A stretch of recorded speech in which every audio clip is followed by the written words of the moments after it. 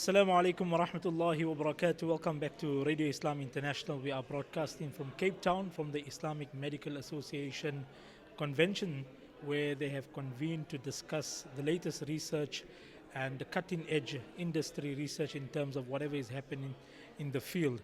And joining us today is Dr. Faisal Suleiman, who is the president of the Islamic Medical Association. Dr. Faisal, assalamu alaikum wa rahmatullahi wa barakatuh. Wa alaikum salam wa rahmatullahi wa barakatuh.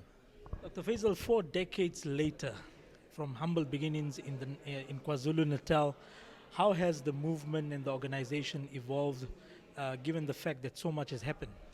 MashaAllah, Alhamdulillah, with Allah's blessing and the hard work of our founding fathers, the IMA today extends nationally. And the IMA South Africa was one of the founders of the Federation of Islamic Medical Associations. So we have literally now just completed 2 days of the annual council meeting of FEMA. So FEMA is 42 members all over the world, and a few associate members. Bringing what we've had is delegates from all over the world convening here for 2 days to discuss how we can best get Allah subhanahu wa ta'ala's pleasure by serving humanity. So what we've been doing in the last 2 days is looking at, first of all, what the countries have been doing. And I must tell you, it is absolutely amazing. Alhamdulillah, in South Africa, IMA does a lot. But when I see what some of the other countries are doing, mashallah, it's just absolutely mind-blowing. In terms of organizations like Al Khidmat, do something like 100,000 cataract operations. The budget for this year for charity goes into about $760 million. And they've been doing charity all over the place, a lot of it in Africa. And you've had others. The FEMA Smile campaign is where surgeons go out to fix cleft lip and palate deformities in Africa. The FEMA Smile campaign, thousands of cataract surgery done in all parts of Africa. So that's the FEMA Vision campaign. FEMA Save Minds, Save Lives. We are now doing, even in South Africa, on Mosque Open Day, which will come up on Heritage Day, but even training in the masajid for CPR and first aid. That is started off as a FEMA Save Lives campaign. So alhamdulillah, the past 2 days has been about all of that and about going future, bringing together some serious work being done all over the world, experts in their field, really prominent experts from all over the world, mashallah, from all of the countries where there are some Muslim majority countries. And of course this year the focus was on Gaza as well. We've had delegations from Palestine, from Jordan here discussing how best to provide aid. Another important topic that has come up is how, as people know, obviously the medical schools and all the universities in Gaza have been bombed into rubble. So now we have 2,500 medical students from Gaza with no university, no training. So alhamdulillah, one of our doctors from Johannesburg, Dr. Ahmed Bachiat, is leading the IMA's campaign with the other countries to facilitate online lectures. We're starting to put together curricula for their universities, also how we can get out the best of our academics to come together to facilitate students coming to South Africa to finish their final years. Secondly, to complete their curricula in an accredited way. And so inshallah they can complete their studies and go back to Gaza when this madness and the loss of the soldiers leaves, inshallah. So that is, and of course the IMA as the host country, it was a mammoth task hosting all of these countries. But alhamdulillah, the same things seem to have gone well.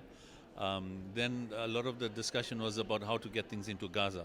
So obviously the Jordanian IMA work very closely with their government, and they have some access to get into, as we know, the Rafah borders are closed, so these are the borders that they are using to get some aid. So we are now discussing how best to work with the various organizations and them, and Al Khidmat from Pakistan, and of course our own Gift of the Givers, etc., to see how best we can now start getting, first of all, aid, humanitarian aid, and everything else into Gaza. MashaAllah. And talk to us about the local convention that will be starting tomorrow over Saturday and Sunday. What's the theme for this year? How many delegates are we looking at? What are some of the topics we are going to be covering? Alhamdulillah, yes. Um, so tomorrow we start the 42nd IMS SA Family Convention. So our conventions are unique in one respect, and that is we have, as you will see over the for next day or two, sections for doctors, for dentists, for optometrists, for pharmacists. We have an entire student program, and knowing that people come with their families, we have programs for the spouses, for the little children, for the teenagers. So Alhamdulillah, it's a family convention. Presentations by some of our top academics throughout from across the country in all of those fields. The theme this year is healthy families, healthy communities. And if we think now specifically, if one looks at the scourge of drugs, the scourge of depression, family marital breakups, then of course the transgender and identity issues. A topic like healthy families, healthy communities is extremely relevant because our topics range from pure medical, that would be like the latest treatments, the latest drugs, etc., to a lot of fiqh and sharia. So we have different, Radio Islam's own Maulana Rawat has been a presenter at our conventions in the past, and I think inshallah this year he'll be presenting as well. So we have a combination of fiqh, of sharia, of ethics, Islamic ethics, and of course clinical medicine lectures taking place. And we think we chose it specifically, or the Cape Town Convention Committee, because we need to bring back healthy families, whether it's diet, whether it's sitting in front of the TV, whether it's tarbiyah in the homes, and how to bring back a close family, because healthy, close families build healthy communities. So inshallah, over the next 2 days, combination of all of this, it's like a boost. How Ramadan is a boost to all of us, for all of the IM members who attend. We're expecting about 350 delegates starting to already. I see many of people from Gauteng have started to arrive. So inshallah, about 350 delegates over the next 2 days. And during the course of the year, how do you guys keep in touch, and what happens behind the scenes and besides the convention that takes place? So all of the branches hold the individual activities. One of the most, doctors have to have certain amount of hours. We call it CME, continuing medical education, which is about improving your knowledge and making sure you keep up to date. That involves certain amount of ethics points, and you have to get 50 normal points. So throughout the year, IMA branches hold, and today with Zoom, it's no more confined to a branch. And importantly, many of our Zoom meetings now, our webinars, non-Muslims are tuning in because we advertise it on WhatsApp groups where we are sharing with people of other faith groups.